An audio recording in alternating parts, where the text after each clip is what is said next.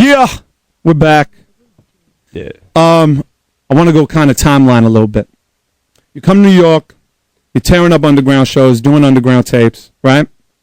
When did you feel like your underground stability, for lack of a better word, was taking a second back step to the huge phenomenon that became your career?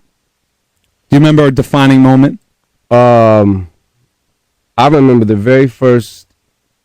I remember one time in early '97, I had did a show in New York where I had opened up for the Cocoa Brothers, and I don't know who was working the DATs or whatever, but somebody sabotaged my DAT, man. And I had a DJ that's actually from here, Lynn Swan, that was my DJ at the time, was DJing that show for me.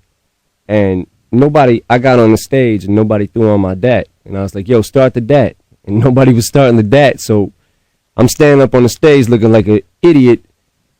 And then I told Swan, I turned around and told Swan, I was like, Swan, throw a beat on and just freestyle, because nobody would start my DAT. Right. And then, killed it. And then basically from there we started getting meetings with we had a meeting with Duck Down, and I sat with Juha and them, and we talked about, they had talked about signing me and this and that.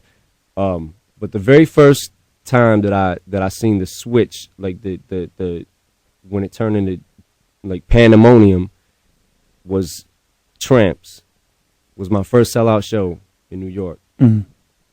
And it was packed to capacity. I mean, they told me that I remember still kids I remember outside, and I never had experienced anything like that in my life. Like I was, like what, for me personally inside, I'm like, what the is going on? Like what is, and then MTV was there, and then they covered it, did an interview with me after the show, and it was like, how do you feel? And when you're in it, you can't really explain how it feels because you're in it.